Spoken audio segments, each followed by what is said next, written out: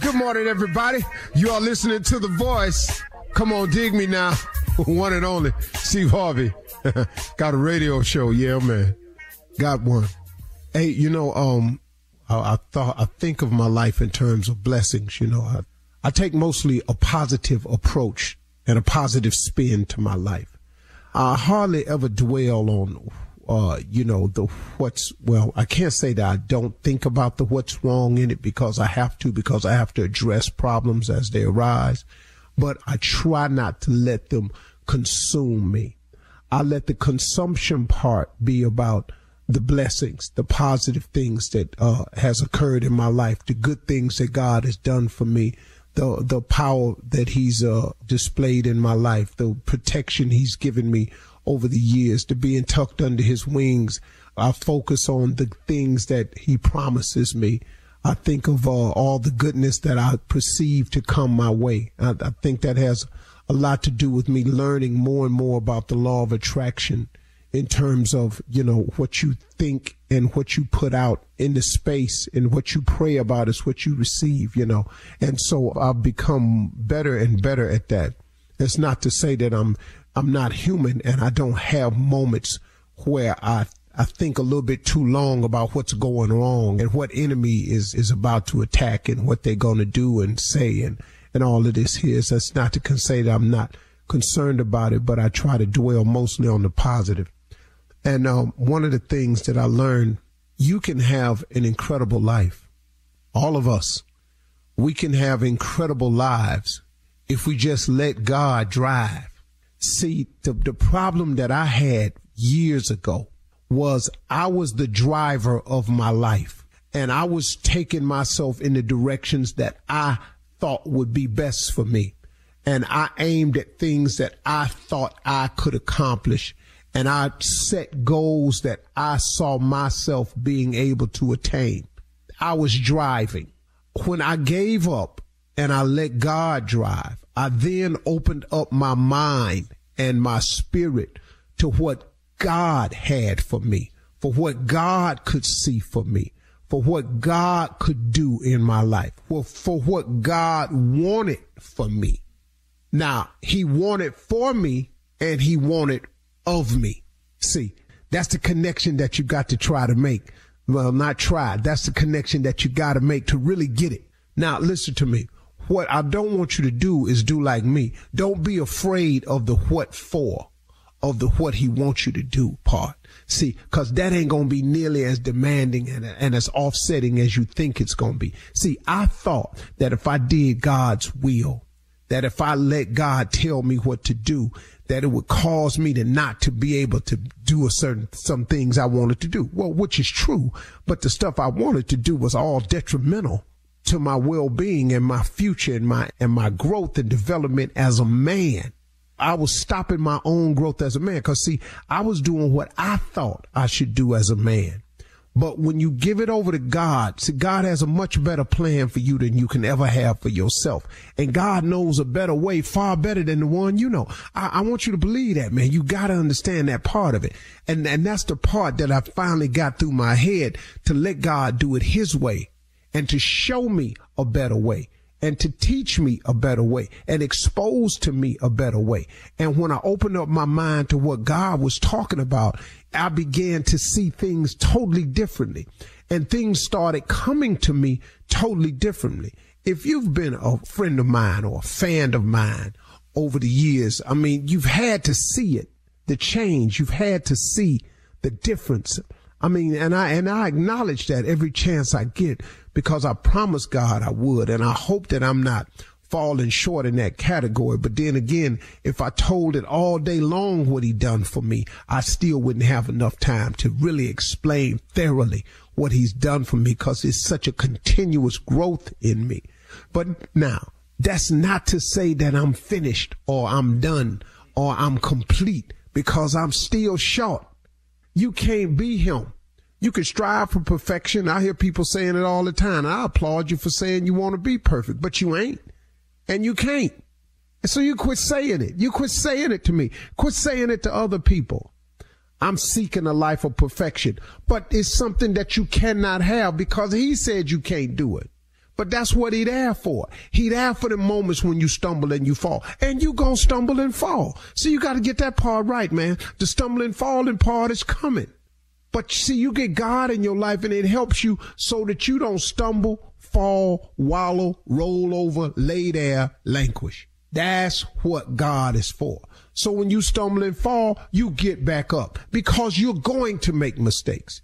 You're going to get it wrong. You're going to come under attack. You're going to be lied about.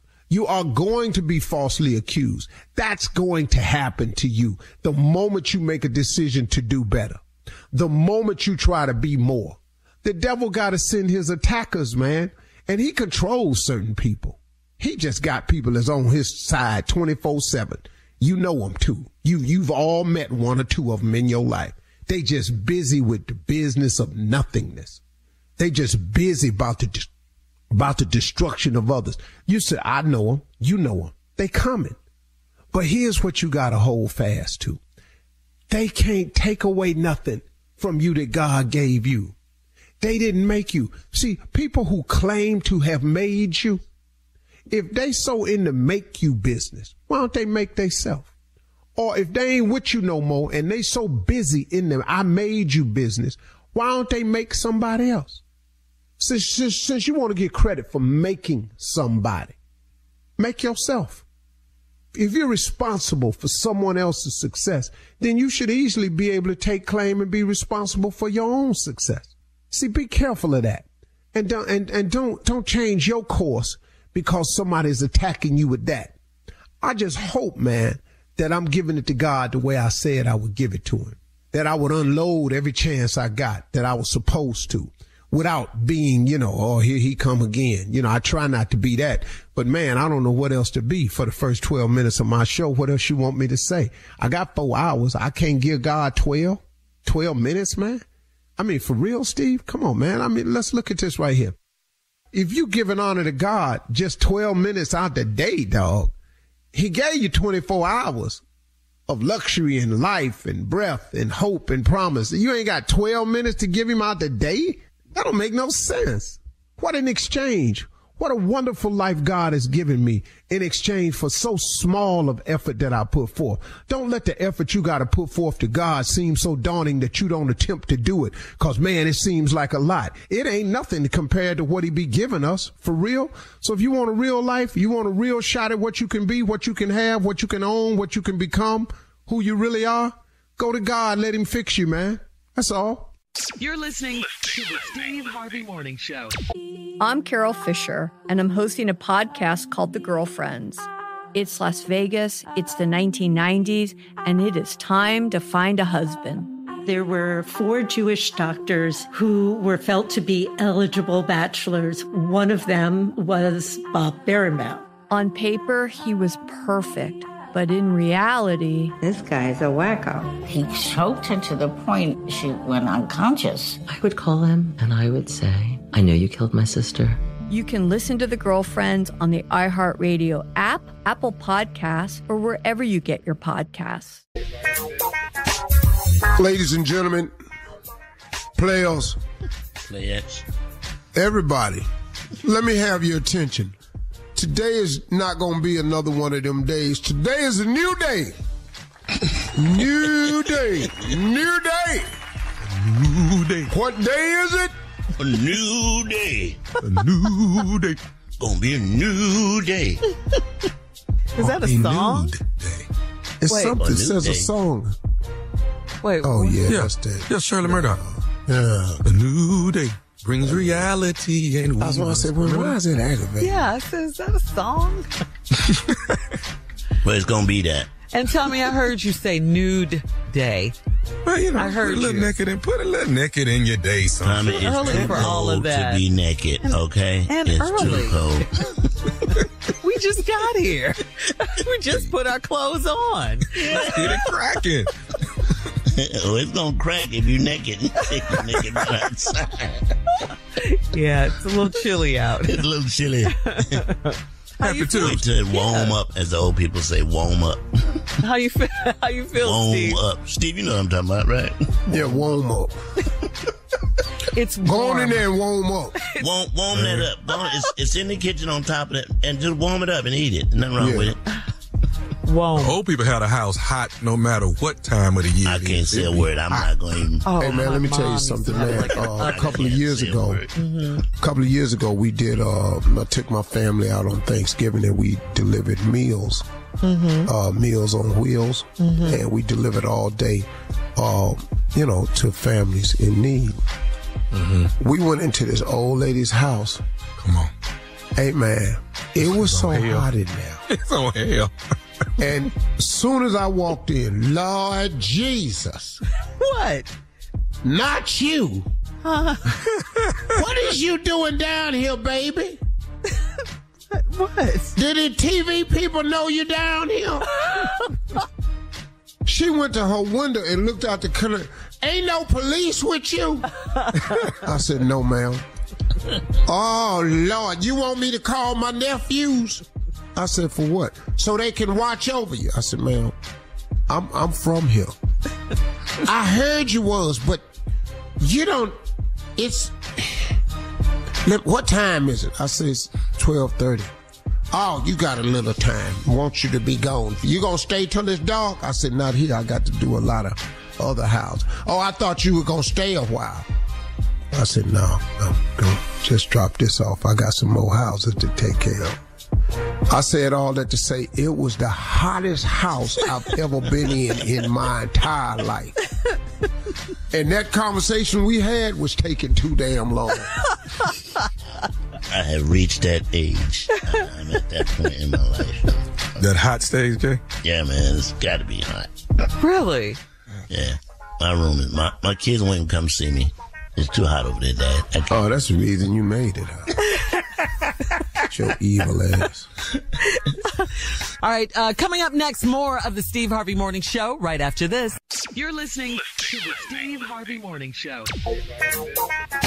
Hey, listen up. This your man, Steve Harvey, right here. I got some big news for y'all. You all already know how my new Elevate You Vitality Daily Greens are changing lives. Well, guess what? You can now get my greens at Walmart. And if you want to do more for your health than just drink your greens, I got you. We got all of that nutrition packed into 3 different gummies. One for digestive health, there's one for your immunity, and there's one for your metabolism. Head over to your nearest Walmart now to get yourself some Elevate You. You better go get you some. Right now, the nephew is here to run that prank back. What you got for us, Neff? Repo Man. We got to get that car. Let's go. Hello? I'm trying to reach a please. This him. How are you? My name is Robert. I'm with the collection agency. You do own a Sierra GMC truck, am I correct? Yep. Okay, we don't show that we've had any payments within the last, I guess, about 3, close to 4 months now. And we want to try and stop having to come in and repossess it. Maybe we give you a chance to bring your payment in, but we haven't had a payment from you in about 4 months, sir. No, I just want to pay my truck note. I had changed financial. I'm with the other bank. I don't remember them no more. Yeah, I've been paying all the time. They direct deposit from my account. I ain't worried about that. Well, I'm with they've turned you over to us. I'm with collection agency, and we haven't gotten anything from. I don't show any paperwork here on the computer at all that we've had any payments made within the last 4 months. So that's why they. No, I've been paying it. I don't know how they turned it over to y'all without my permission. They can't never turn my titles and my truck over to y'all and pay y'all. I don't even know y'all. Well, I understand that, sir. What happens is if you haven't paid it in a certain amount of time, it actually comes over to the collection agency, and that's what they've done. They've actually sent it over to us. And they've given us pretty much all the information on you. I guess it's a goldish type of color Sierra 2003 GMC truck, from my understanding. Am I correct? Yeah, that's my truck. Okay. Now, what I'm going to need from you today, Jeremy, is for you to come in and make a payment to us this evening for 4 months. So we can so we don't have to come in and repossess your truck. And I don't want to have to do that, but if I have to send a wrecker out there to you, I have your address on file as well. I don't want to have to send anybody out to pick it up. Hold on, partner. Slow down.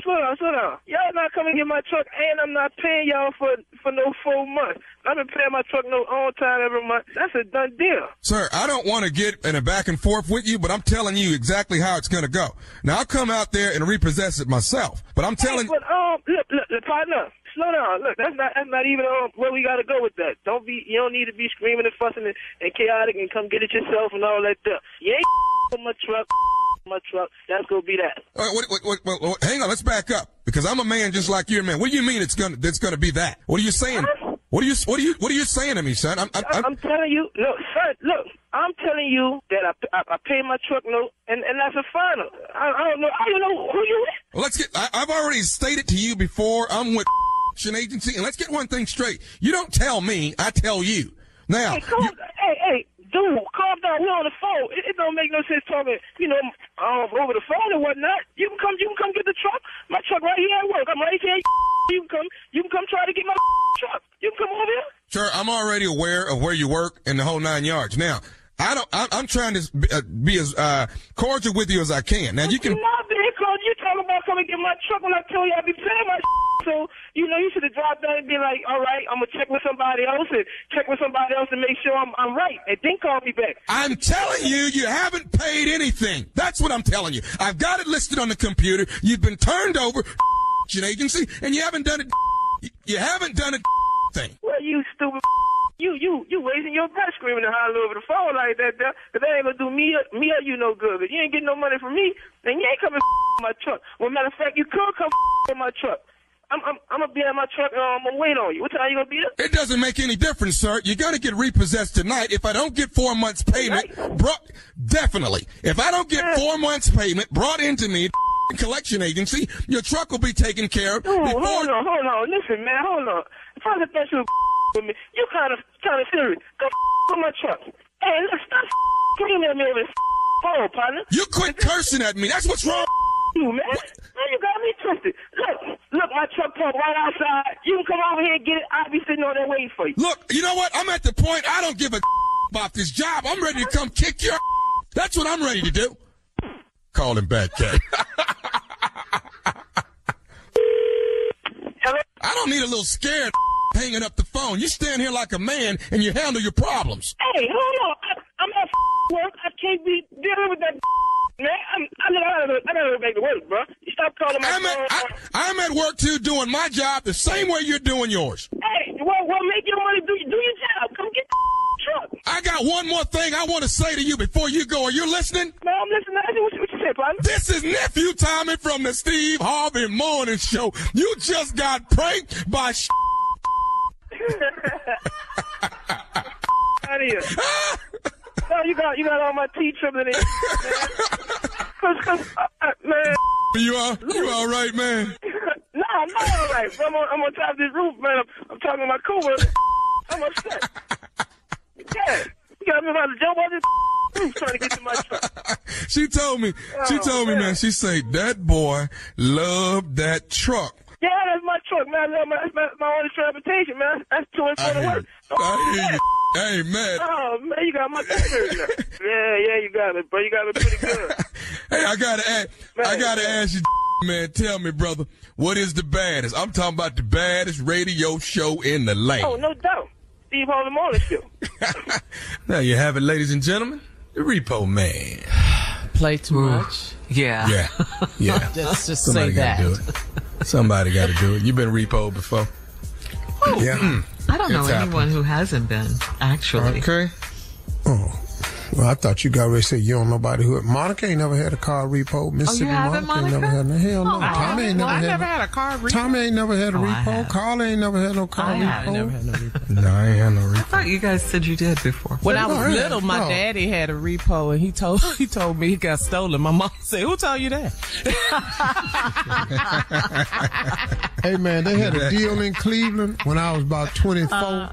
You remember when mopeds was hot? They had a special deal. You can come down and get one, and they pay on it for 3 months. They had to come get that. You got a moped repo? That's like having a bike repo. Well, let me put it to you this way. They tried to come get that. You think I can hide a car good. You know how I do with a moped? You got skills. No, I hid the moped in my backyard for 3 weeks. How? They didn't see it in the backyard? I raked leaves one time and hid it. One time I put in that big-ass garbage can and put the top on it. They didn't think to look in there. You're listening to the Steve Harvey Morning Show. It is time to get some great advice from the CLO. That stands for Chief Love Officer. We call him the CLO, Steve Harvey. Shateria in Memphis writes, I have been dating a younger man for 4 months, and he's been using my car to go to work because I work from home now. I had a doctor's appointment yesterday, so I told him to call his mama for a ride.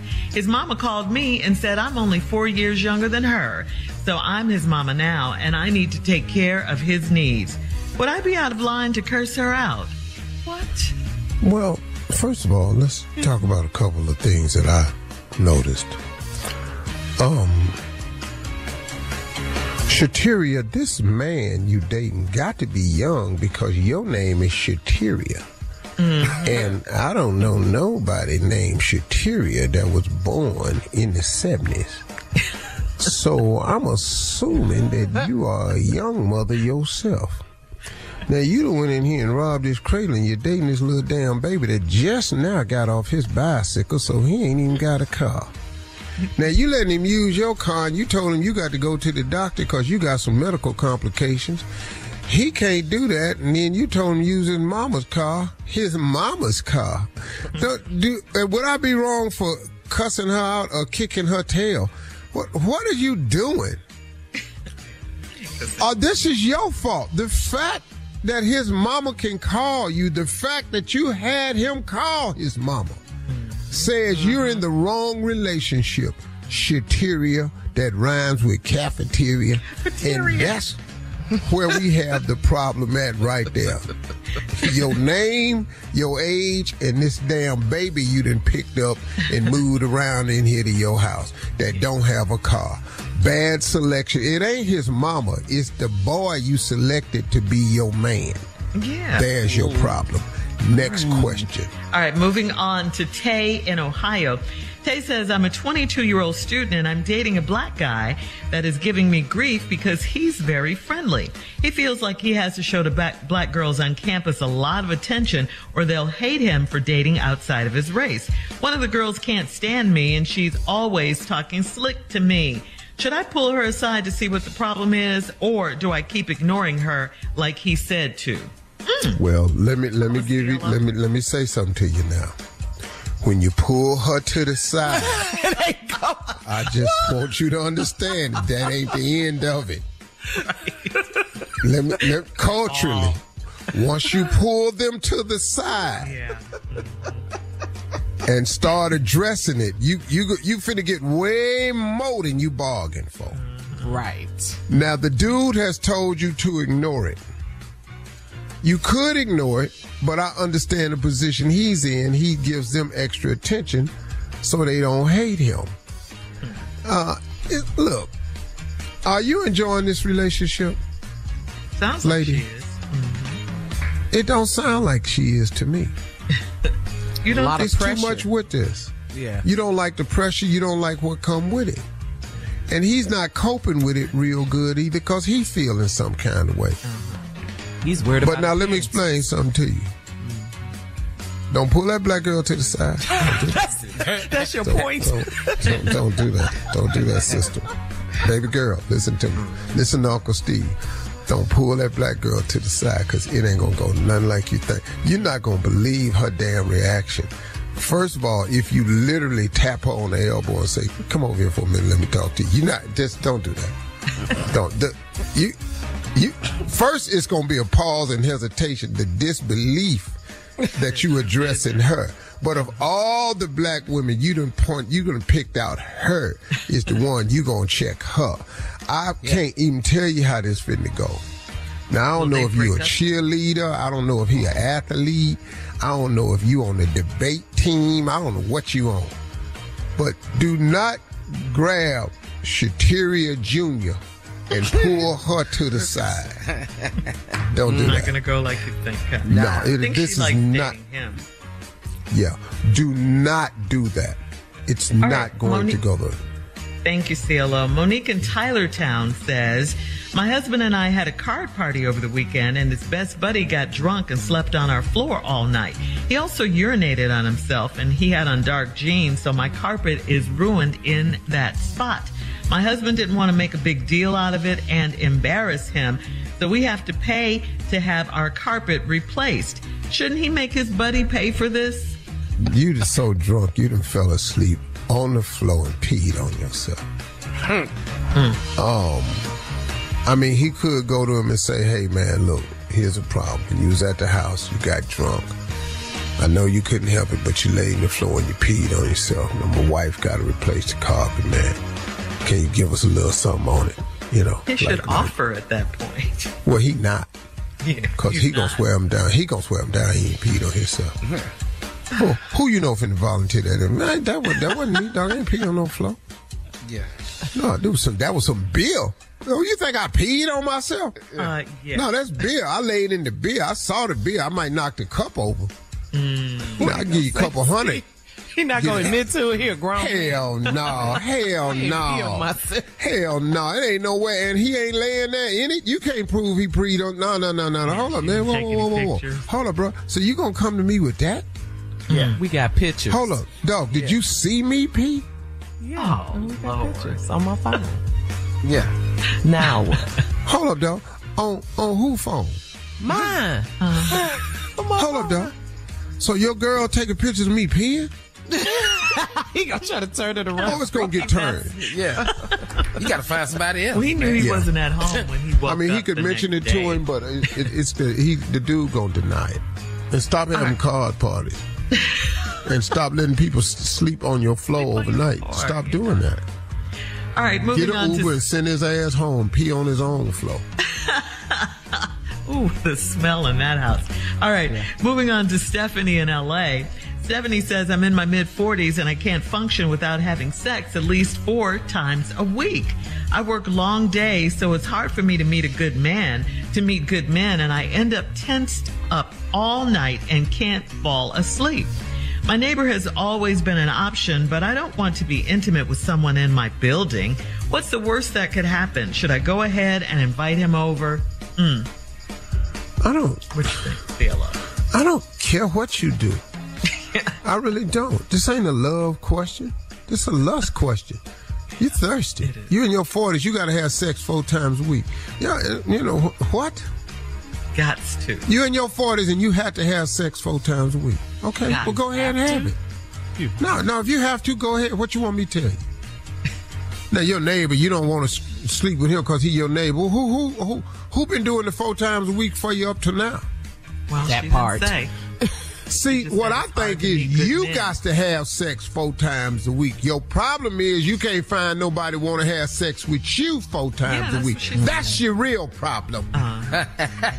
That's what she said. Yeah. All right, coming up next, more of the Steve Harvey Morning Show right after this. You're listening to the Steve Harvey Morning Show. I'm Carol Fisher, and I'm hosting a podcast called The Girlfriends. It's Las Vegas, it's the 1990s, and it is time to find a husband. There were 4 Jewish doctors who were felt to be eligible bachelors. One of them was Bob Berenbaum. On paper, he was perfect, but in reality... This guy's a wacko. He choked her to the point she went unconscious. I would call him and I would say, I know you killed my sister. You can listen to The Girlfriends on the iHeartRadio app, Apple Podcasts, or wherever you get your podcasts. It's Tanya Sam, host of the Money Moves podcast powered by Greenwood, financial literacy podcast where we get straight to the steps to financial stability, wealth, and abundance. And we are back for season 2 with guests like Will Packer, Rich Fresh, Annie Gonzalez, and so many more entrepreneurs and experts sharing how they are making their money move. You know, if I look back, I mean, to be in that role at 25, was I talented? Was I skilled? Was I capable? Absolutely. Did I have all the tools? Absolutely not. Tune in for new episodes Monday, Wednesday, and Friday to start getting your money moving. Before I could ever walk into a room and say, give me, tens of millions of dollars to produce a girls trip, I needed to show that I could take a much smaller amount of money and be successful with that. I could raise a little bit of money and produce a little movie and then turn that little movie into a success. Listen to season 2 of Money Moves powered by Greenwood on the iHeartRadio app, Apple Podcasts, or wherever you get your podcasts. All right, Steve, Jay and Junior are here with some pointers for people. Okay. Oh, okay. So no matter what you're into, whether it's drinking alcohol or smoking legally now, this is how you know when you've had enough and it's time to what? Put it down. Yeah. It's time to put it down. All right, Jay, go ahead. When you got your light on your phone and you're looking for your phone, it's time to put it down. Yeah. That's absolutely true. It's in your hand. Yeah, and all mine is real. I don't care if he is listening this morning, but this is when he gonna stop. Look here. If you steady drinking OE, but every time you hear a police siren, you grab me, put the OE down. You don't need to drink this no more. I'm tired of tearing my clothes up every time police go by. I'm not finna sit here and do this with your Uncle Jay. He know who he is. No, every time I call, going, no, put it down. Okay, all right. It's 3:00 in the morning. You throwing out a turkey to make Thanksgiving dinner, and it ain't even Thanksgiving. It's time to put it down. It is time. What? It's just Tuesday? Throwing out a turkey to make Tuesday. Yeah. It's just Tuesday. Here go another one. If you say what, in the conversation more than 5 times, what? It's time to put it down. Yeah. What? Yeah, you're right. What about whoa. What? What? I got one. Here we go. I'm good. Here you go. How about this, Steve? If you like what you smoking on both ends,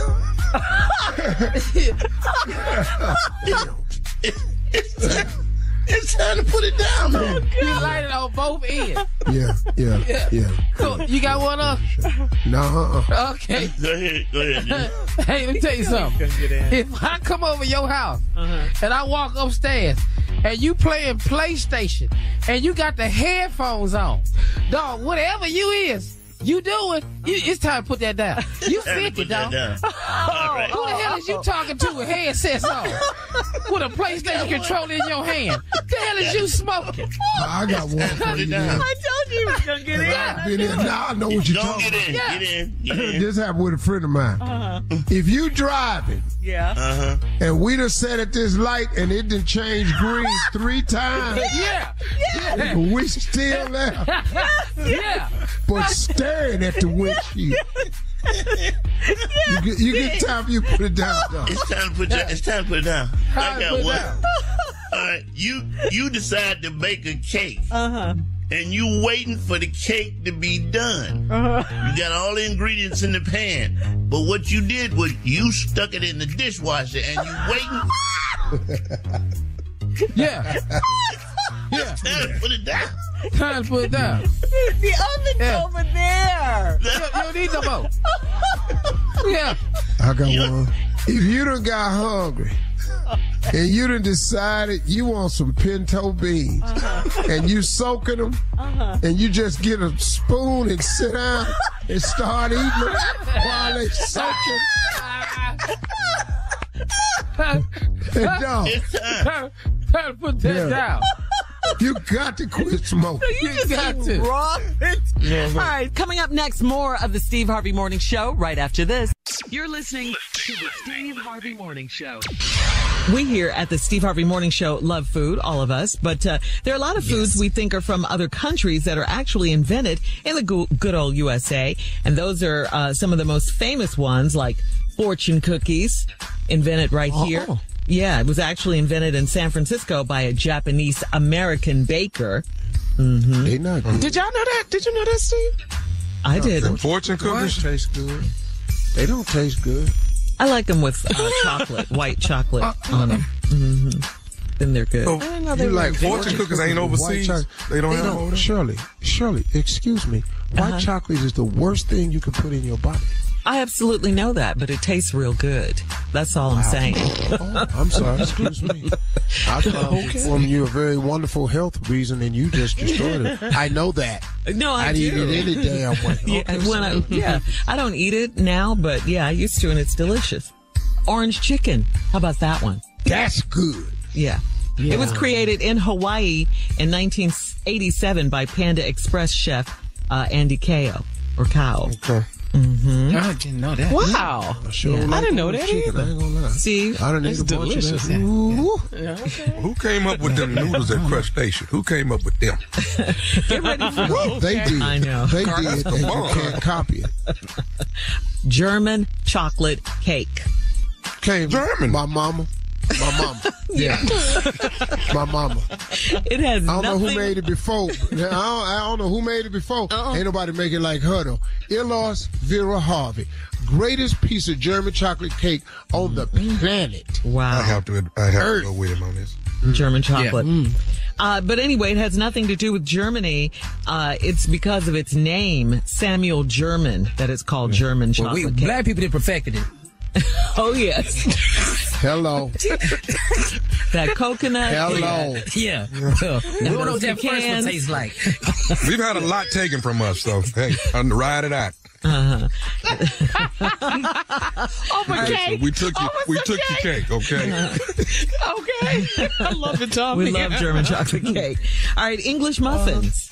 English muffins. They from England, Not from England? They were actually invented in New York City in 1984 by English immigrant Samuel Bass Thomas. They were originally called Girl, this toaster list ain't crumpets. nothing. Let me give you some real dishes that was created right here in America. Okay. Come on, what you got? Chitlins. Yes, work it out, boy. Yeah. Whether they want to be or not. Fried spam. Yes. Hot dogs in pork and beans. Yeah, it's an American dish. All right, there you have it. You're listening to the Steve Harvey Morning Show. All right, sometimes we all find ourselves in a conversation, okay? Be it political, scientific, educational, financial, even hip-hop, pop culture-based conversations where we just have no clue. I mean, clueless to what the person is talking Come about, on. okay? So guys. That's what Shirley do with sports. Come on. Busted. So do you guys chime in and ask people to get you up to speed, or do you just nod in agreement like you know, like No, you're in on it? I actually get in the conversation. I wanted to start with you, Steve. Yeah. Yes. I go and get in the conversation. Like, bring up a subject where you know I ain't got nothing I don't know nothing about it. Engineering, making a bridge. Oh, man, you In the know, city. when me and my father, man, used to work construction. I used to work on bridge. We used to repair the cracks in the bridge. So I knew all about the structural design of a bridge, what called the fracture spaces in it.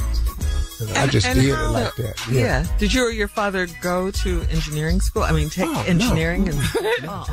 No, never did. Did he have They just building bridges. a construction company or? Oh, no. No, we work for this company, Frank Buddy Contract. Yeah. Have you ever driven over a bridge? Oh, hell yeah, I've been on a lot of bridges. That's how we knew how they cracked, Structural engineering position is what we would take hold was the uprooted problem that diverted the situation into a crack in the first uprooted place. Well, he sound good. I can't know what he's talking about. Yeah. There's like a board game like this. Go ahead, Carl. I was going to ask him, though, Shirley, so what would you recommend to update a bridge? Well, I think updating is very, like very the Golden simple. Gate Bridge. The Golden Gate Bridge has been needing update and repairing. Been several earthquakes that's weakened the foundation. But I think what we're going to have to do is we're going to have to do a section at a time. I think we're going to have to break that bridge in half so we can have just one-way traffic going one way. And then once you get the one lane blocked off, and then you can do the restructure work on the other side. And then you reinforce it up under with welding beams. And that'll join them back together. And that way they'll fix that whole thing. We would need more gold. You mentioned earthquakes. I was wondering, we're out here in L.A. A lot of seismologists have been on the news lately saying there's a possibility that there could be an earthquake coming up soon. Yeah. You agree with that? 4.7. A 4.7. What are you basing that on? Yeah. Because last one was 4.6. Oh. You predict. Are you a seismologist by any chance? Or you know anybody that is? No, I'm a Quaketologist. How's Quake, Chris? Anybody know about what that is? Yeah. Aftershock. Wow. So far, so good, Yeah. No, go ahead. Go ahead. I can't even argue. Anything, just anything. I can get right with it. Yeah, houses. Houses. You know a lot about houses? Hell yeah. I grew up in a housing project. Well, I said seismologist. I meant seismologist. I said seismologist. See, that's why I said a quakeologist. You said a quakeologist. Because I knew you ain't know what you was talking. Okay, I get it. Yeah, go ahead, Tubby. You know anything about designing airplanes? Oh, absolutely, man. Absolutely. You mean like the engines and stuff, or inside of which the one plane, you the talking decor? Well, let's go big. Yeah. The engine. Yeah. Let's go big. How does it fly? Absolutely. Rolls-Royce is the number one engine manufacturer of jet planes in the world right now. Now that I believe. No, that's from you. Yeah, that I believe from Rolls-Royce is number one jet manufacturer of engine parts and motors in the world today. Mm-hmm. And so whatever I'm picking out of a plane, I always go Rolls-Royce engine. Oh. Okay. What's the best feat to get up? Altitude. Well, you want to fly at least 33,000, but if you're in a more substantial plane, you can get up to 49,000, which then at that point you can see the curvature of the earth. Yeah. I cannot argue this. I guess so. You up there in heaven almost. Yeah, if you're 49,000 feet in a G5, you can see the curvature of the earth ahead. Wow. The planet. So you can see that the world is round. Wow. Man. So, and that's a fact, too. It really is.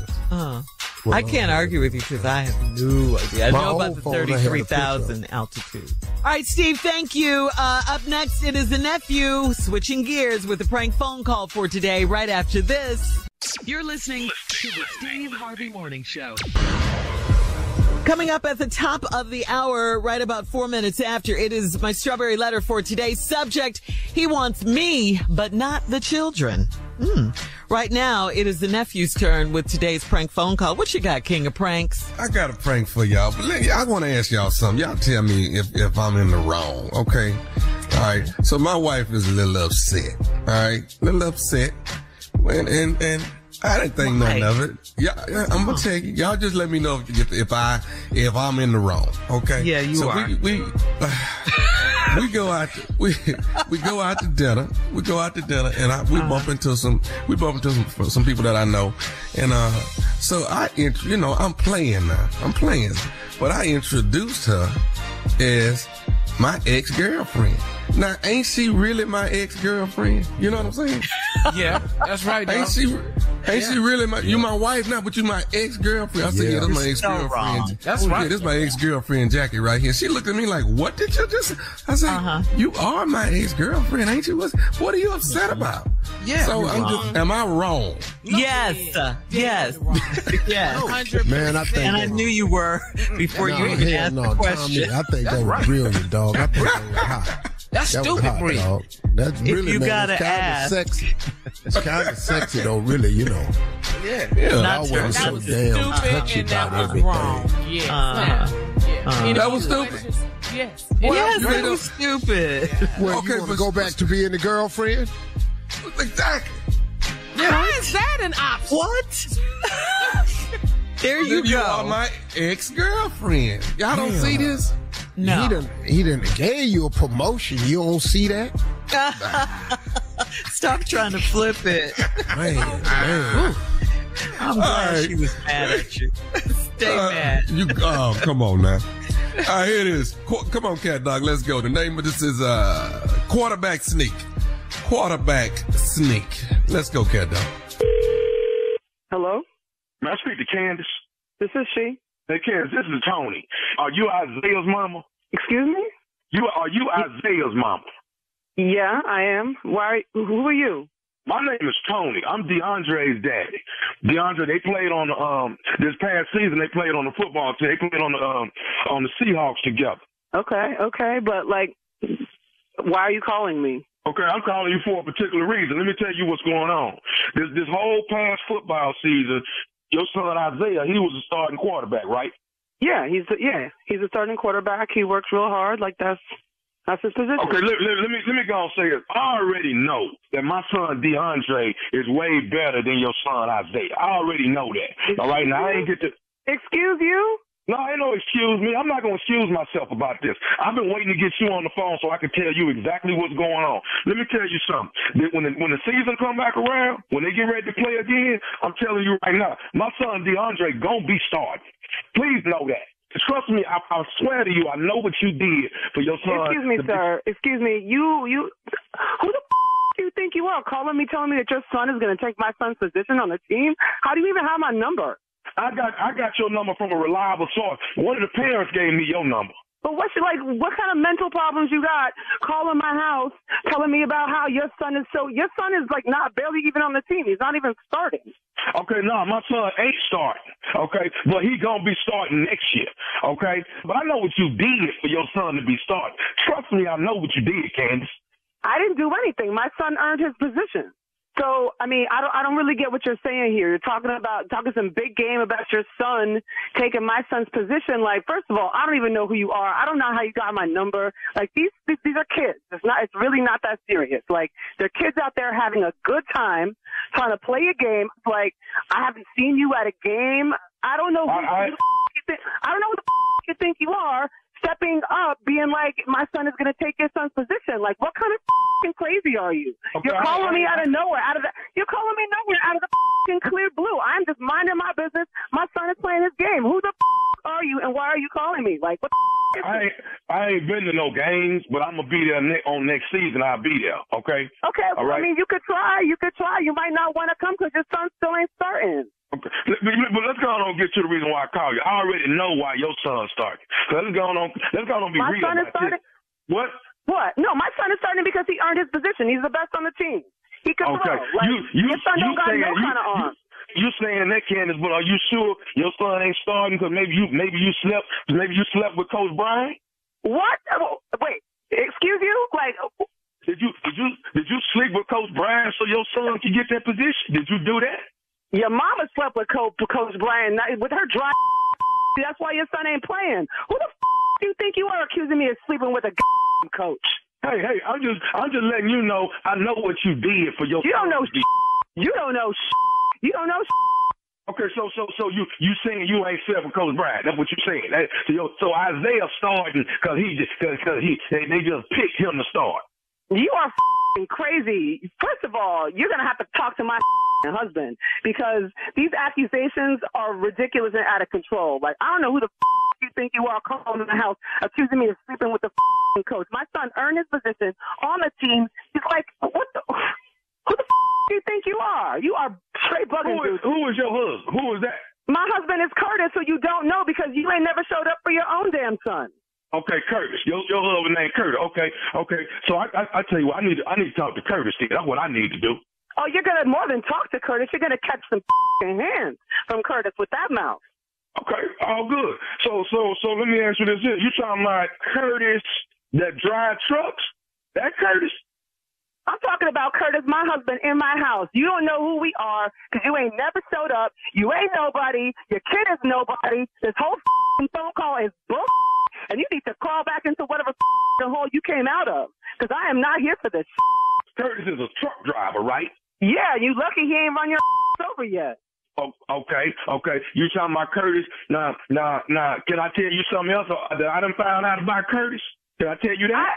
I kind of don't want to hear anything that comes out of your mouth at this point. Okay. This is the last thing I'm going to say out of my mouth. Can I just tell you what I know about Curtis? You better make it quick. I'm going to make it quick. Curtis got me to prank phone call you. This is nephew Tommy, Candace, from the Steve Harvey Morning Show. You just got pranked by your husband, Curtis. Are you kidding me? We're on the radio right now? No, you're not on right now, but you're going to be on in the morning, though. Oh, my goodness. Like, my heart is racing right now. I got to jump through the phone and tear up your throat. Are you kidding me? My husband put you up to this? Your husband got me to call you, baby. He said, your son is amazing quarterback. I said, cool, we're going to do this. Yo, you don't understand. My chest feels like a vice right now. I want to kick you in the throw. Oh, my God. All right, Candace, you got to tell me one thing. What's the baddest, and I mean the baddest, radio show in the land? Steve Harvey in the morning. Oh, my God, I'm sweating, yo. Sweat it out, baby. Sweat it out. This is what we do. Break it down. You break it down, Coach. That's why your boy Steve? starts. What? Your mama slept with the coach. Dog, you insulted that sister. She was done. Yeah. What? Because you say anything. You say any of this to Curtis. Get ready. Greenville, South Carolina at the convention center. The nephew is coming to town. Did you hear what I said? Greenville, South Carolina, Saturday, August the 19th. The nephew will be in the building. That's Nephew Tommy and friends, and you don't want to miss it. We are on a roll, baby, and laying in the cut at the Howard Theater, Washington, D.C. 2 nights, baby.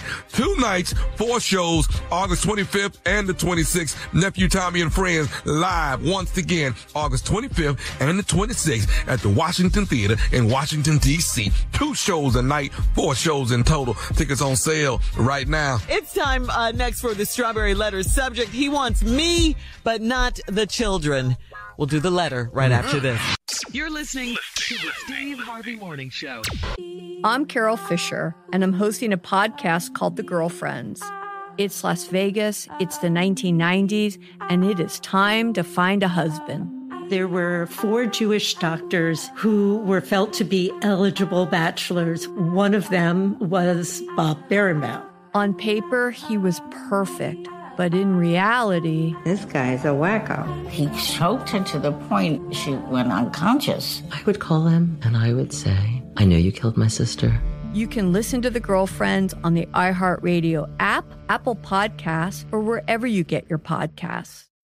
It's Tanya Sam, host of the Money Moves podcast powered by Greenwood, financial literacy podcast where we get straight to the steps to financial stability, wealth, and abundance. And we are back for season 2 with guests like Will Packer, Rich Fresh, Annie Gonzalez, and so many more entrepreneurs and experts sharing how they are making their money move. You know, if I look back, I mean, to be in that role at 25, right? Was I talented? Was I skilled? Was I capable? Absolutely. Did I have all the tools? Absolutely not. Tune in for new episodes Monday, Wednesday, and Friday to start getting your money moving. Before I could ever walk into a room and say, give me, tens of millions of dollars to produce a girls trip, I needed to show that I could take a much smaller amount of money and be successful with that. I could raise a little bit of money and produce a little movie and then turn that little movie into a success. Listen to season 2 of Money Moves powered by Greenwood on the iHeartRadio app, Apple Podcasts, or wherever you get your podcasts. Right now, it is time for today's Strawberry Letter. If you need some advice on relationships, on work, on sex, on dating, on parenting, and more, please submit your Strawberry Letter to SteveHarveyFM.com and click Submit Strawberry Letter. Right, Steve? Tell them. I think that's absolutely correct. And you really don't have many options because Miss Abby has passed. Oh, you mean like Dear Abby? Yeah. That used to have the column in the She newspapers? Dear Abby? Wow. Wow. She passed. So it's just a That's back when we used to get the paper. Yeah.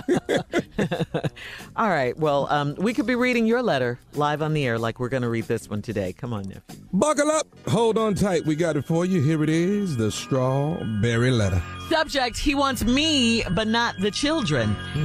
Dear Steve and Shirley, I am a 49-year-old female married to a 49-year-old man. We have 5 children and 5 grandchildren. Here is the problem. My current husband... No, he says, I have 5 children and 5 grandchildren. Right. Okay. Not we. Oh, okay. Here is the problem. My current husband is not the father of my children. I married this man when my children were young, so he's been in their lives for a very long time. My youngest son just graduated from high school and will be going away for college. So now my husband thinks that we are done raising children, and from now on, it will be just the 2 of us. He has said that we don't have to worry about the kids anymore because they are all grown and have their own lives. So am I not supposed to be involved with my children since they are no longer living at home? My children range from ages 32 to 18 years old, and all 5 of them live in different states. I want to see them and my grandkids as often as I can. In fact, I'd like to move closer to them. My husband does not want anything to do with them, period. He doesn't want to visit them and he doesn't want them to visit us. He said that they don't need to come for the holiday. What the hell? He really thinks that because they are adults, I am supposed to forget that they exist. I understand that these are our golden years and we should be enjoying quality time together and traveling the world. But our travels should also include trips to see my children. If he's really serious, I may have to spend my golden years alone. Steve and Shirley, can you please help me?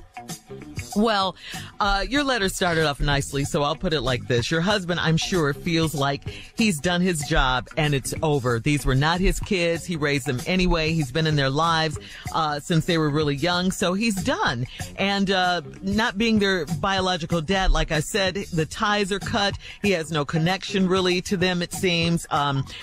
He cut them off, and his concentration is now on you and you guys' future together. He wants to live. He wants to live his life, you know, and do all of those things. But now I think that he's being very unrealistic when he says the children, he doesn't want the kids to come and see you, or he doesn't want you to go see the kids. How is that? I mean, really, that's a bit unrealistic, especially if it makes you happy to see your kids. You're his wife. He should want to see you happy and do those things that make you happy. I mean, it's very unrealistic to say that he really thinks that because they're adults, you're supposed to forget that they exist. No, that's not the issue, and he knows that's not the issue. They are grown and they are living their own lives. That part is definitely true, but you guys got to come to some kind of compromise in terms of when you see the kids and when you go see the kids. Even if you just go by yourself, you have to see your kids. These are your kids, Steve. You're a parent. Now, he wants me, but not the children. Okay, that I can relate to. I don't want mine either, dog. God, dog. And on any day between the 7 of them, you can come get 4. Just like that. But we are parents. You're 49. The man's 49. You got 5 children and 5 grandkids. He's not the father of the kids. Your youngest son just graduated high school, going away to college. So now your husband thinks that we done raising children, and from now on it'll just be the 2 of us. He has says that we don't have to worry about the kids no more because they all grown and have their own lives. Okay, are you kidding me? You really think that's how it goes? Do you know that you are a parent for life? You may not be a husband or a wife for life, but once you become a parent, you're a parent for life. Now, there are some good ones out there and there are some bad ones out there. I got it. You, sir, are about to turn into a bad one because you don't get it. You are in your golden years. You said that later in the letter. Your kids are from 32 to 18. All of them live in different states. And you want to see your kids and your grandkids. Matter of fact, you want to move closer to them. Your husband don't want nothing to do with them, period. He doesn't want to visit them, and he doesn't want them to visit us. He says they don't need to come for the holidays. What the hell? That's so crazy. Well, baby, that's what the lady type. Don't need to come for the holidays. What the hell? What the hell is right? Come on, man. Are you for real, bruh? You gonna just act like you never met these people? He gotta come home. He's not ready to live on his own. And I got that the kids range from 32 to 18. Man, do you know how much advice they need? How much help they need? Financial support they need? Come on, man. That ain't how this work, man. You crazy. And he don't want them to visit. He don't want them to come for the holidays. What the hell? He thinks that because they are adults, I'm supposed to forget that they exist. That's the craziest part of the matter. You got to be nuts. It doesn't work that way. Come on, man. I understand that these are our golden years. You ain't but 49. Hell. Golden. But if that's how you want to look at it, okay, cool. And that we should be enjoying quality time together and traveling the world. Plans should also include trips to see my children. If he's really serious, I may have to spend my golden years alone. And we'll be back when I was a kid. What'd you say, Steve? I said, we'll be back. All right. We will be back at 23 after with part 2 of Steve's response to he wants me, but not the children. Right after this.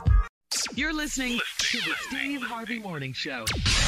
All right, Steve, here we are, part 2 of today's Strawberry Letter. The subject, he wants me, but not the children. Wow. Well, the youngest one that graduated, the boy, is 5 kids, none of them his. Now he going, wow, they graduated, they gone, we through with them. They out.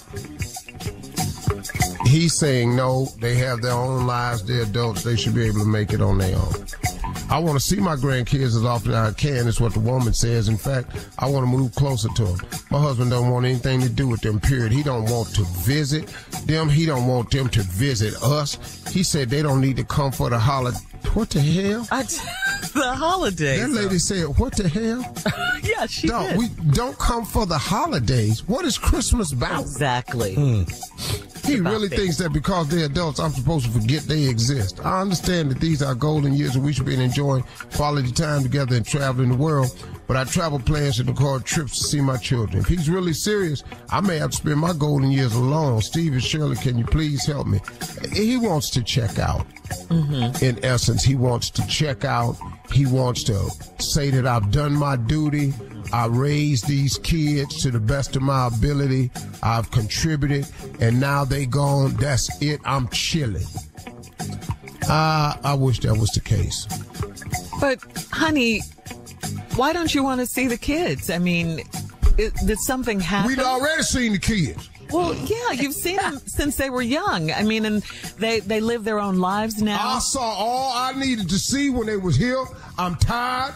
I've been working, paying bills, putting kids to college, and covering up dreams. I bought that boy that carpet machine. Yeah. All that. I don't want to do this no more. And, honey, we appreciate it so much, but these are my kids. I have to see them on the holidays. That's what the holidays are for, family. On the holidays? Yes, family, like Thanksgiving, like Christmas. Yes. When? Like Thanksgiving, like Christmas. We ain't going down there. I've already made arrangements for them to come here. They finna come where? Here to the house. I'm getting the big Christmas tree and everything. They're gonna. We just got rid of the damn boy. And what the hell you inviting them back for? They gonna think we want him. Well, he has to have somewhere to go when he's out of school for Christmas break. School on where he ain't down there one of them international school. But I want him to come home. I miss them. I carried them for 9 months. This is my blood. See, you raising these kids to be nothing but chumps. That was wrong right here. He's a great kid. He's in college now. He a great kid. Well, let him fend for himself. Go on, make it. You know, he ain't got nowhere to get a job. Wow, I don't understand. I mean, you were so good with them when they were young and helping me raise them. Now, all of a sudden, it's like, who are you? I don't know who you are. I don't know you. I was just counting the days. What do you mean you were counting the days? Till they got out this house. But you were so good, they call you daddy. You're not even their biological dad. Everybody ask them to do that. See, they won't call me daddy because they can't find theirs. That's all that was.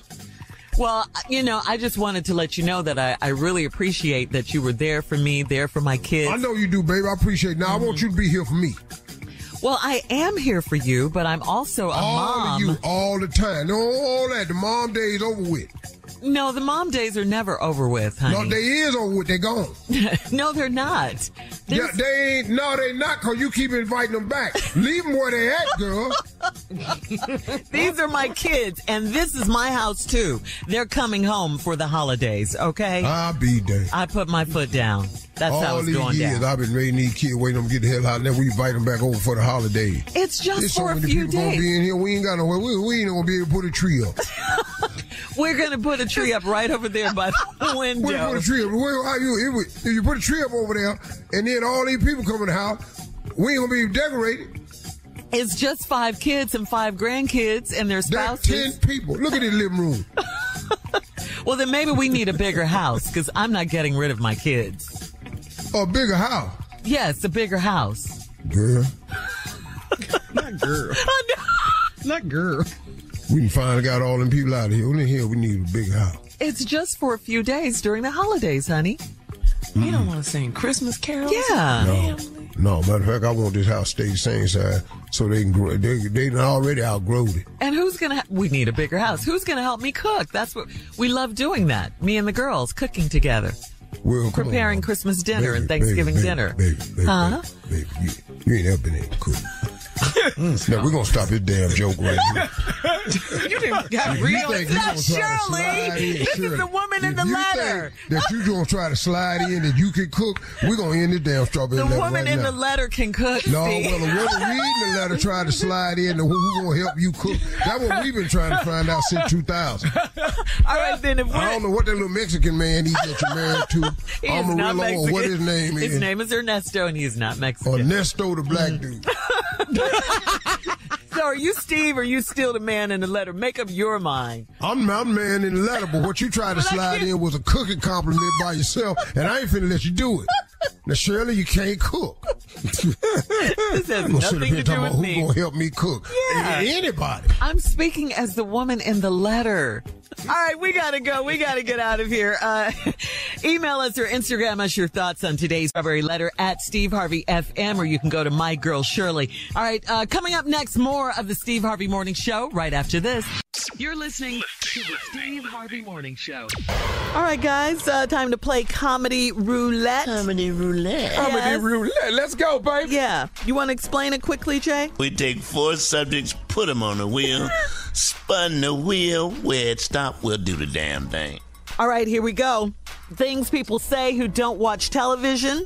Things a know-it-all will say. Stuff you say when you break something that doesn't belong to you. And movie roles Tommy could definitely play. Spin the wheel. What?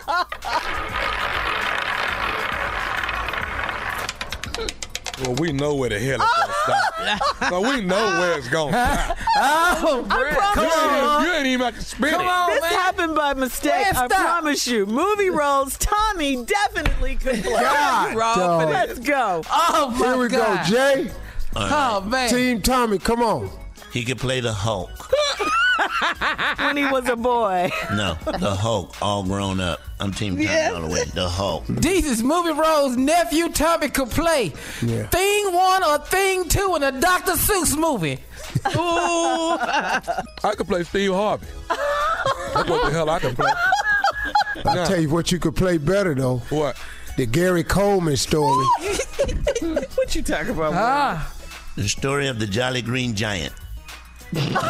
Keep me tall, Jay. Come on, Team Keep me tall, Jay. Tommy, baby. Who he gonna be? One of his shoes? Let me see who I could play. I could play Kareem Abdul-Jabbar. Ooh, in the Kareem Abdul-Jabbar. In the Kareem Abdul-Jabbar movie. Oh yeah, well, you gonna be his socks.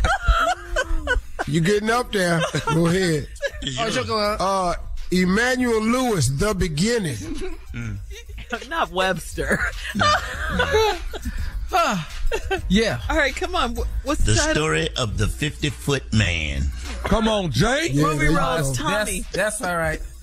Remember Chucky, the movie Chucky? Yeah. The doll. Tommy gonna play the biopic documentary of Chucky. He gonna bust out of a box and everything. You killing, Junior.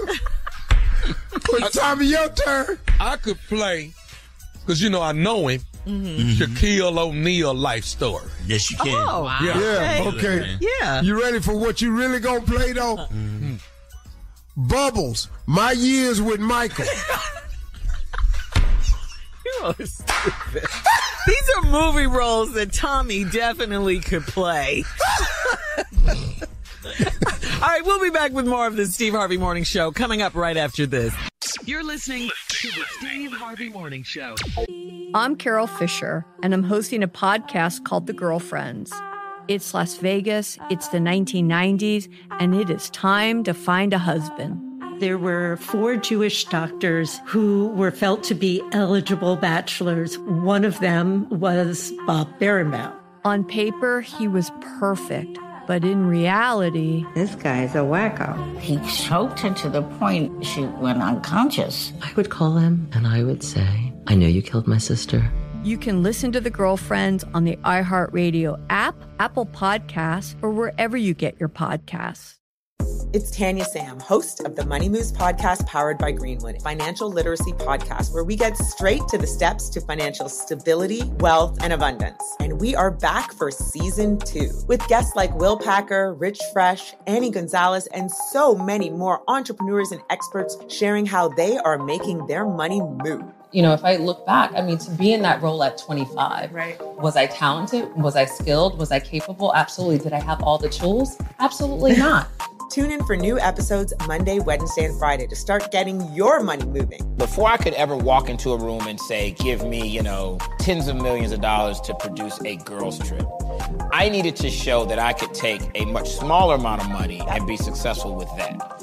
I could raise a little bit of money and produce a little movie and then turn that little movie into a success. Listen to season 2 of Money Moves powered by Greenwood on the iHeartRadio app, Apple Podcasts, or wherever you get your podcasts. All right, guys, here's something we saw on Facebook. Now, there was a boss who asked 5 coworkers who were in a meeting if they had any spare change. So this guy said, my friend was about to reach into his pocket and a coworker grabbed his hand to quietly stop him from offering change. A different coworker who was eager to kiss butt said, hey, I have 80 cents. The boss said, great. I heard your change jingling throughout the meeting. Please don't bring any change into the meetings anymore. Wow. Oh, set up. Yes. So Steve, I got to ask you, I know you have a crazy, horrible boss story. I know you do. Please share. Yes. I mean, just in my life, I thought all my bosses was horrible because, first of all, my problem all of them? as an every last one of them. None of my bosses, because I didn't think none of them should be in charge of me. That was my whole damn. Yeah. So you didn't like authority. I had a boss named Bob Cook in Cleveland at General Electric. And he was chastising me one time because he didn't like the way I had unloaded this truck with the tow motor. So he pulls me in the office and talk to me. Little fat little dude, real big ass stomach. He leaned back, had his foot up on the desk. He said to me, you know something, Harvey? If you could just change your work habits. I've been at this company 30 years. If you're following my footsteps, you could be me one day. Whoa. That did it, didn't it? I got up and was walking out that door. He said, where you going? I said, man, I don't want to be you. And walked out that door and shut that door. 2 weeks later, I was gone. Yeah. Okay. Wow. Yeah, that cost me right there. That walkout moment, shut the door. I said, man, I don't want to be you. Jay, what about you? I'm agreeing with Steve. Quitting takes a toll on your life, and it only hits you when you're sitting in that car. I mean, you quit inside, but then you got to go outside. And you have already quit it. You know what I'm saying? Yeah. Inside, well, the hell with it. Damn it. You take the job and you know what you can do with it, okay? I'm out this, and then you walk out. Now you in the car, and then that's when it all hits you. It hit you right there. What did I just do? What did I just do? Jay, when you realize they finna send you your last check. Yeah. Ain't too many people with a job got enough savings to last. Yeah, you know what I mean? Yeah. 6 months. Very few people got 6 months of savings set up. Yeah, for sure. When you realize that you're off, Steve, that you're off from work that day real early, I mean, you off real early, like, whoa, I'm off. It's like 11:30 a.m. You off. I'm back at the house. Yeah. You didn't make lunch. You off. Don't call nobody because everybody else is at work. Everybody at work. Everybody at work. Yeah. And then when you call back, they all of a sudden whispering to you, and you're not even there. They whispering. Well, I heard you left. And I can't talk right now. I gotta go. I mean, like, what? We were just buddies. What the hell happened? Yeah. That switch up. Yeah. That quitting, man. It takes a toll, boy. That's how I got in the car. I worked at the Gap. And I'm a neat fanatic. Y'all know that. So my job was the sweat wall. Surely, Baby Gap. Baby Gap. I worked at the Gap. I'm over the sweat wall. I got the sweat wall immaculate. I mean, everything folded. Just, it's picture perfect. And I got into it with a customer that just started pulling stuff out the sweat wall, trying to try on stuff, just yanking stuff out.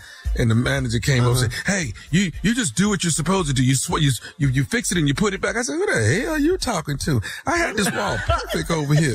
Well, what are you going to do? Man, I'm finna go down here. I went down there to Wendy's and got me a burger and carried my ass on. I just couldn't take it.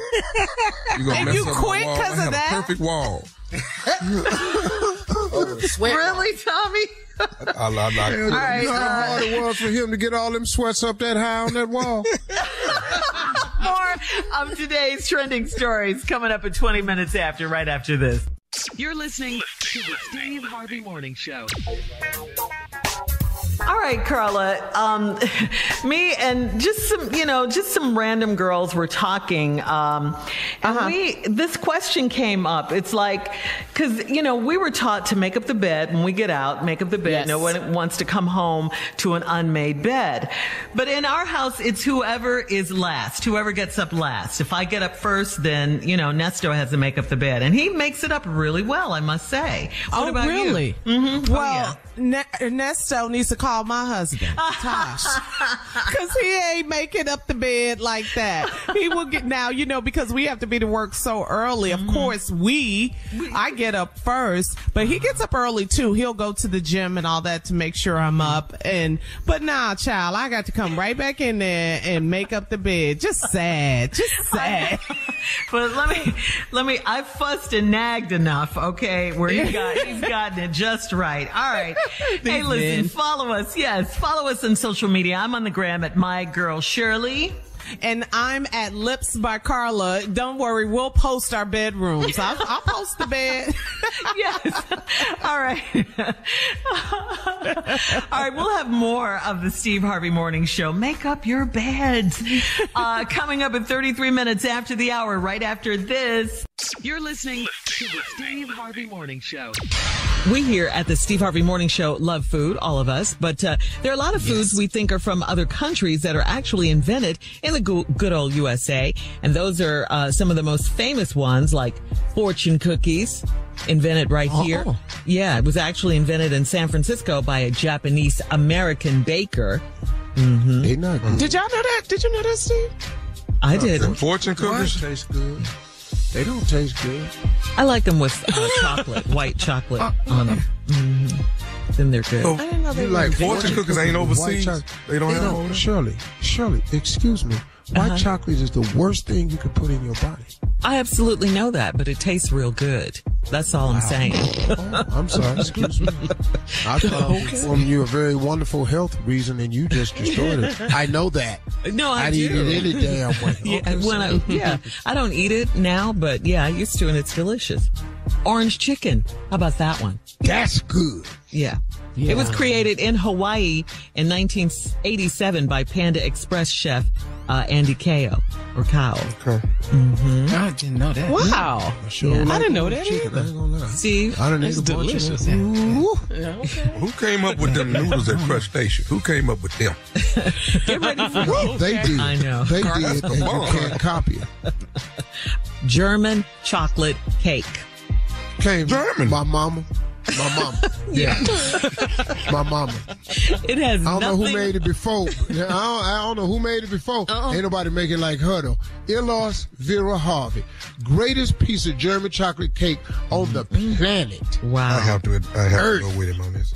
German chocolate. Yeah. But anyway, it has nothing to do with Germany. It's because of its name, Samuel German, that it's called German chocolate cake. Black people that perfected it. Oh, yes. Hello. That coconut. Hello. Yeah. Well, we don't know what that first one tastes like. We've had a lot taken from us, so hey, ride it out. Okay. So we took your cake, okay? Okay. I love it, Tommy. We love German chocolate cake. All right, English muffins. English muffins. They from England, Not ain't from England? They were actually invented in New York City in 1984 by English immigrant Samuel Bass Thomas. They were originally called Girl, this toaster list ain't nothing. crumpets. Let me give you some real dishes that was created right here in America. Okay. Come on, what you got? Chitlins. Yeah, work it out, boy. Yeah. Whether they want to be or not. Fried spam. Yes. Hot dogs in pork and beans. Yeah, it's an American dish. All right, there you have it. You're listening to the Steve Harvey Morning Show. I'm Carol Fisher, and I'm hosting a podcast called The Girlfriends. It's Las Vegas, it's the 1990s, and it is time to find a husband. There were 4 Jewish doctors who were felt to be eligible bachelors. One of them was Bob Berenbaum. On paper, he was perfect, but in reality, This guy's a wacko. He choked her to the point she went unconscious. I would call him and I would say, I know you killed my sister. you can listen to The Girlfriends on the iHeartRadio app, Apple Podcasts, or wherever you get your podcasts. All right, guys, this is our last break of the day, and it is time for some closing remarks from the one and only Steve Harvey. Well, it's been a good day. Let me ask you guys a question. Just off the top of your head, what do you all, and anybody can answer this question, what do you think is probably the number one cause that gets in the way of people moving forward? Or what has gotten in the way of you over the years from moving forward? Because, I mean, it happens to all of us, myself included. I'm just asking a question to the crew. Yeah, fear. Fear. Fear of failure. Fear of failure, fear of success. Sometimes trying to fix the past. Wow. Lack of faith. Well, okay, let me address three things. This is interesting. I'm going to try to do this quickly. Okay. Let's talk about fixing the past. Let's talk briefly about fear. And let's talk about the fear of being successful. Let's start with the fear of being successful. A lot of people have a fear of becoming successful because they're not sure of the requirements that will be placed on them once they become successful. Some people think that they won't be able to handle the regiment of being successful. And that right there is, you're not understanding how God works. God never puts you someplace he doesn't prepare you to be. Do you understand that as you become successful, that you're going to be tested, you're going to be challenged, you're going to be faced with all types of situations that will better you, equip you, and make you the experienced person that you need to be in the place that you're going to finally wind up in?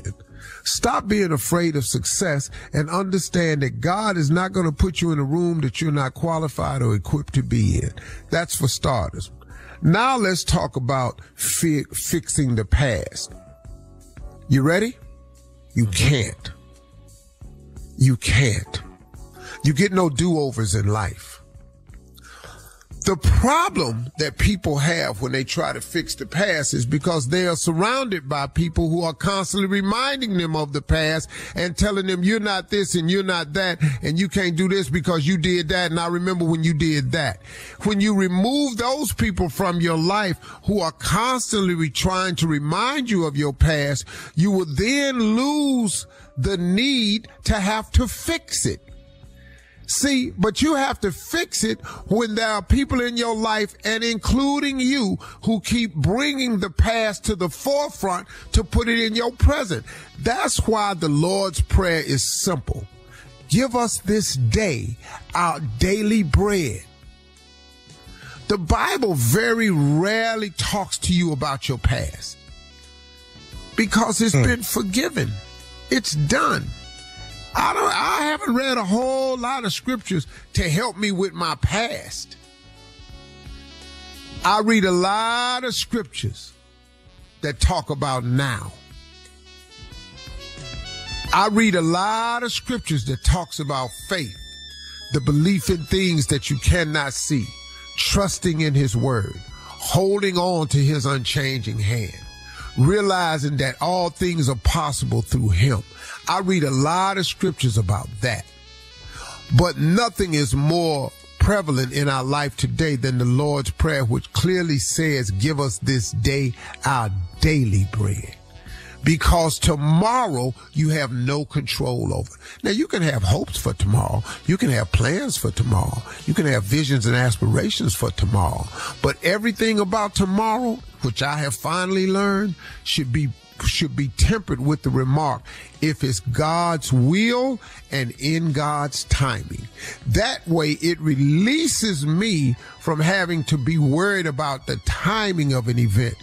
Because just because it's been denied, just because it's been delayed, does not mean that it's been denied. I had to learn that. So fixing your past can't be done. What's done is done. First thing you want to do about fixing the past, remove people from your life who are constantly reminding you of your past. And then secondly, forgive yourself just as God has done. I used to do it to myself all the time. Even at my daughter's wedding, I made the statement. I said, I've spent all of my adult life trying to fix the mistakes I made as a young man. You know what Bishop Jakes told me, who was at my daughter's wedding? He said, you're too hard on yourself. He said, you're too hard on yourself. You need to stop doing that to yourself, Steve. And he was right. Because I keep trying to do that, and I had to stop. And last but not least, let's just talk about fear itself. The majority of us have a fear of success and a fear of failure because we don't have a strong enough relationship with God. I'm telling you, man, God erases fear. God puts you in a comfort zone. I mean, if you think about it just for a second, everybody, everything that you've ever gone through, and I've said this, I can't tell you how many times on the show, everything you've gone through, every challenge you've ever had, every setback, every hardship, you've managed somehow to this point to get past all of them.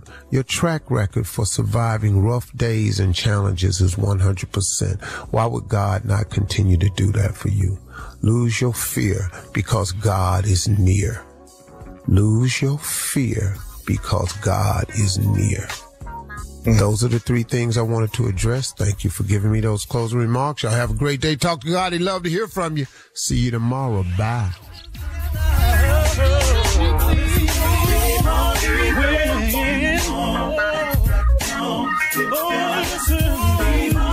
For all Steve Harvey contests, no purchase necessary, void where prohibited. Participants must be legal U.S. residents at least 18 years old unless otherwise stated. For complete contest rules, visit SteveHarveyFM.com. You're listening to the Steve Harvey Morning Show. I'm Carol Fisher, and I'm hosting a podcast called The Girlfriends. Back in the 1990s in Las Vegas, a few of us dated the most eligible bachelor in town, Bob. He spoke several languages. He did medical missionary work, and he was Jewish. He was perfect on paper. But he wasn't. He really wasn't. He choked her to the point she went unconscious. Bob could lie about anything. It only takes the one time and somebody ends up dead. Unfortunately for Bob, us girlfriends know how to fight back. I wanted him to pay for his crime. He needed to be put to justice. I'll be honest with you, if I saw him right now, I'd spit on him. I would call him and I would say, I know you killed my sister. I will always hound you and haunt you. You can listen to The Girlfriends on the iHeartRadio app, Apple Podcasts, or wherever you get your podcasts. This is a prepaid debit call from Keith, an inmate at the Ohio State Penitentiary. Keith Lamar, convicted and sentenced to death for killing 5 men during one of the deadliest prison riots in U.S. history. He said he didn't do it, and oh my God, I don't think he did do it. Keith's life is not disposable just because you needed somebody to blame. These people talking about tying me to a gurney and pumping poison in my veins. I have to expose these people. Listen to The Real Killer on the iHeartRadio app, Apple Podcasts, or wherever you get your podcasts. It's Tanya Sam, host of the Money Moves podcast powered by Greenwood, financial literacy podcast where we get straight to the steps to financial stability, wealth, and abundance. And we are back for season 2 with guests like Will Packer, Rich Fresh, and so many more entrepreneurs and experts sharing how they are making their money move. Tune in for new episodes Monday, Wednesday, and Friday to start getting your money moving. Listen to season 2 of Money Moves powered by Greenwood on the iHeartRadio app, Apple Podcasts, or wherever you get your podcasts. This is the story of a man who's fascinated me. His name was Sweet Daddy Grace, and that's a name you don't forget. He was a visionary who built a fortune as a black man during Jim Crow, during the Depression. But today, not many people know about him. Erased, sort of wiped out, and I wonder if this was done intentionally. Listen to Sweet Daddy Grace on the iHeartRadio app, Apple Podcasts, or wherever you get your podcasts.